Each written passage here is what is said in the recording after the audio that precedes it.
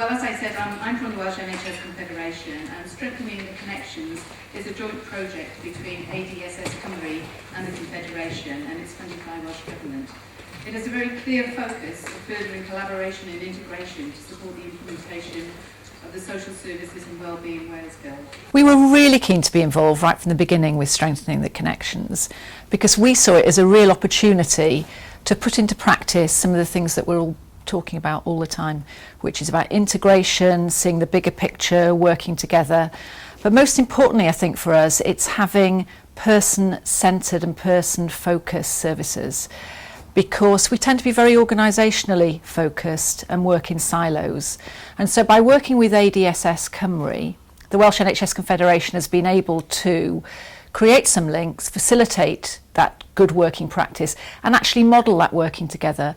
I think it's also right to say we shouldn't bang on about one single model of integration. Integration can be anything from partnership working through to care coordination, through to whole structural solution. I think the first thing is that population ageing is a game changer for our health and social care services.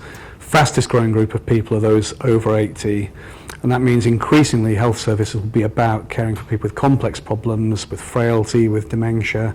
We can't duck that, but it's not something we should catastrophise about. We just need to adapt the services around the group of people with those complex needs. But then the second thing is those individuals will use more than one service. They may see their GP, they may have social care, they may go into hospital, they may need support from family caregivers. And so we need to make services far more joined up around their needs. At the moment they're too fragmented and people are bouncing around between different systems with different IT, different accountabilities, and they find it very hard to navigate. And the point of it was about giving voice to older people.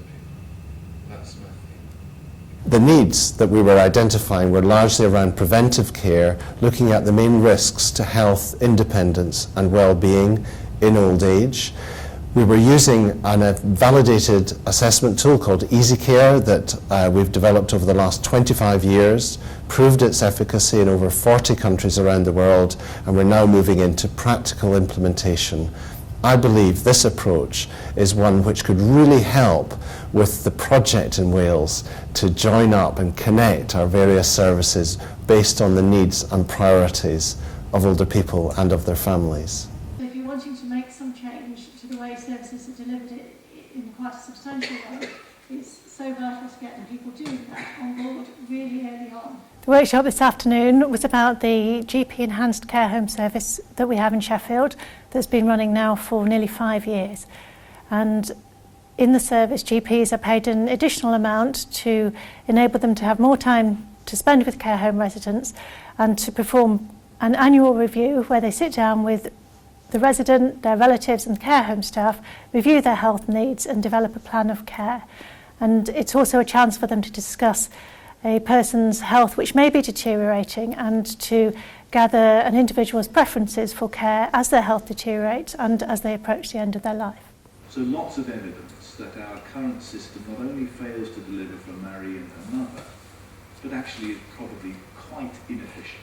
Really the presentation taught through the practical kind of partnerships that we had to bring together to make our prevention activity happen, and the most successful or most critical factor of that really has been a data sharing agreement with our local NHS organisations, which has allowed us to draw down every year about 180,000 GP records of people aged 65 plus who are the cohort most at risk of having fires in the home, really. So what we do, we overlay demographic data and other fire risk data and factors over those records, and we have a list of 20 to 25,000 addresses then every year that we focus our home fire safety visits on.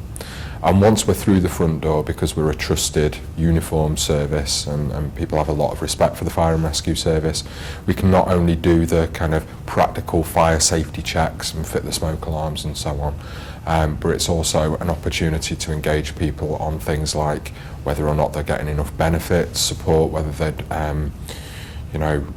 benefit from being put in touch with befriending organisations, people like Age UK Cheshire, whether they need more specialist support in terms of alarms for people who might be hearing impaired, whether they need some advice around dementia and so on.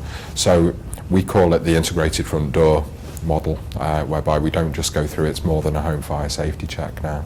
What I'd like you to do is ask me what's the one or two things that are really important to me that would improve the way I feel about my life. What I often say is what we've got to do is stop giving people the runaround, and I think that if people go away with that message, that let's stop giving people the runaround, and as a result of that people will experience different and better services.